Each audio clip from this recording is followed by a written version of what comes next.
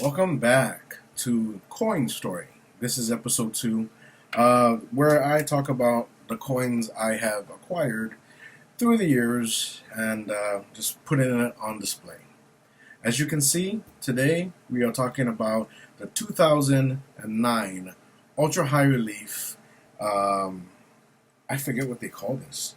The Ultra High Relief Double Eagle. It's not really a commemorative. I guess it falls under the bullion side, similar to the First Spouse and American Liberty High Relief. Those are technically not commemoratives, and under the Red Book, it's listed under gold bullion. So that's what we'll be talking about today. From what I read, this was supposed to be the way the 1909 Double Eagle was to be issued, and they just didn't have the technology or the machinery to match the detailed high relief engraving that Augustus Saint-Gaudens made for it. So they had to use a less detailed versions for the currency. And now that technology and machinery has caught up, this is what we get. Fun fact is, this coin is actually smaller than the original Double Eagle, St. Gaudens Double Eagle. So yes, at the time there was also there was a commemorative coin, which was a 2009 Abraham Lincoln, I believe it was $1 commemorative. This is when we were revamping, or in the stages of revamping, the Lincoln penny, where we went into the 4 years of Abraham Lincoln and then 2010 with the Union Shield.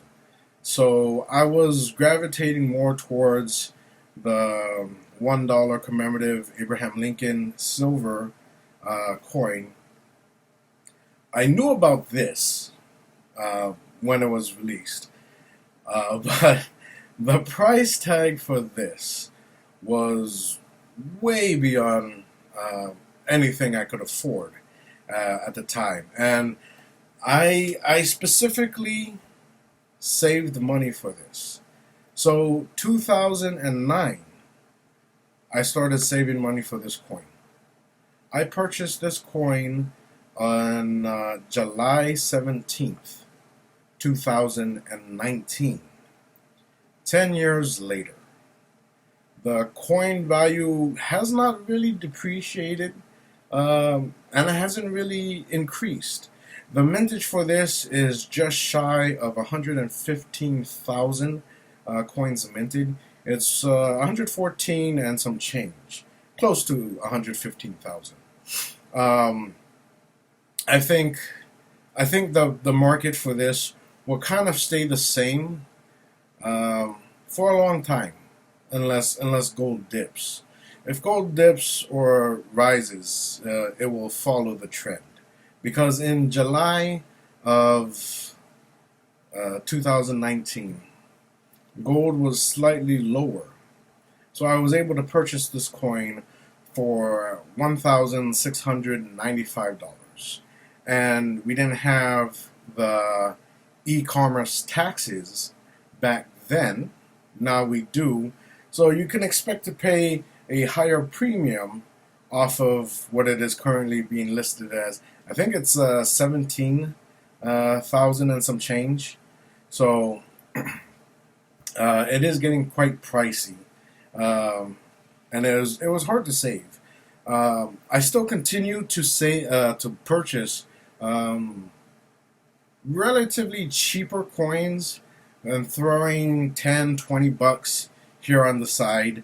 I did have enough money to purchase it, I would say a year before I actually did, but investing that much money into one item, into one coin, it really scares me.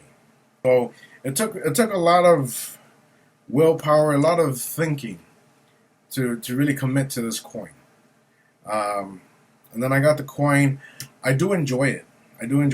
keep in mind that for third-party graders such as Annex, NGC, and PCGS, there is I would say three styles. You get the standard grade, which is mine is a MS69 standard. Then you have the proof-like designation, and then you have the deep proof-like designation for these types, and that's where it gets expensive. I believe the deep proof-like MS69 version of this one sells for around, I want to say, $5 to $7 grand. I don't, looking at the coin, I don't know how much more proof-like or deep proof-like it can get, but to command $5 to $7 grand, it must be something to see. I haven't seen it, and all. I mean, I've seen it on the internet, but I just can't afford it. So I've never seen it in person. So, but this was minted in West Point. Love the coin. Like I said, I purchased it for $1,695. It appreciated by $100 today, and I don't think about selling it. I enjoy the coin. It's a lot thicker than I would like, and I would say the edge lettering. I don't know if it's because it's in the NGC holder. I'm not a fan of it because at the bottom of the coin you can see the vertical line. I wish that wasn't present because it looks like that's the edge lettering ends capping it. I don't know, the edge letterings I don't like, so it's not too bad that I can't really see it, and I just look at the obverse and reverse of the coin. Do I recommend this coin? At this price tag, no. I do not recommend it. I do enjoy it. I do enjoy it a lot. But to recommend a coin of this amount of money, no. If you enjoy double eagles, if you enjoy specifically Saint-Gaudens coins, then this is something you should think about looking at. I don't regret it because I love it. But again, I saved for a decade. I saved for a decade to get this coin. So that should tell you that, I had to prove to myself that it was a good investment. You need to convince yourself whether or not it's right for you. Can you enjoy a coin, one coin that costs this much, and if it's time to sell, are you confident enough to be able to resell it without worries? You worry that if you do eBay, you're going to get scammed, and that's a big hit to take if you do get scammed, right? If you go sell in person, you're worried about getting robbed and stuff like that. Is this the type of fear you want when it comes time to sell off your coins? Whereas if you're selling off a Chinese panda, one at a time, the fear really isn't there. It's a low cost coin compared to this coin.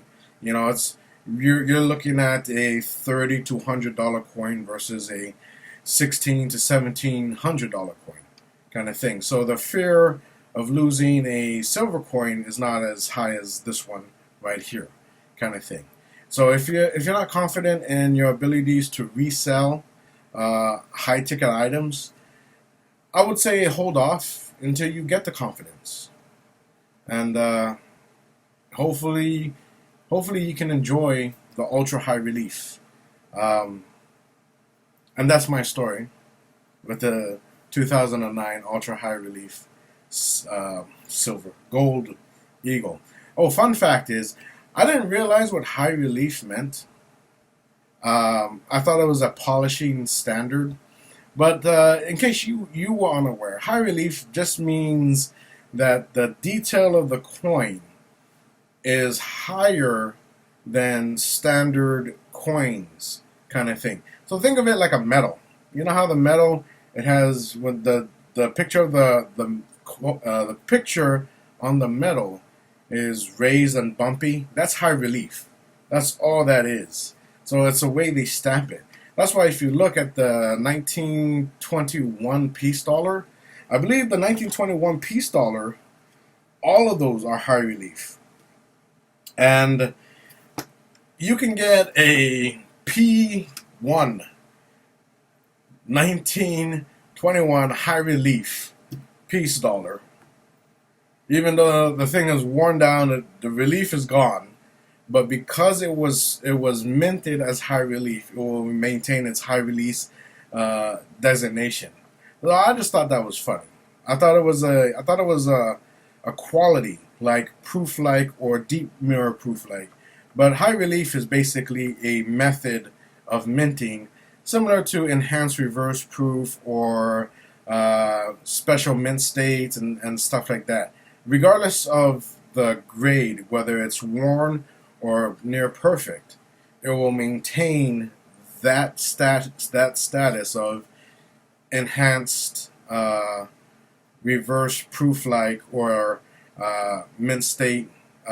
It will maintain those grade levels. So I just thought that was interesting. Hope to see you guys next week on the third episode of Coin Stories.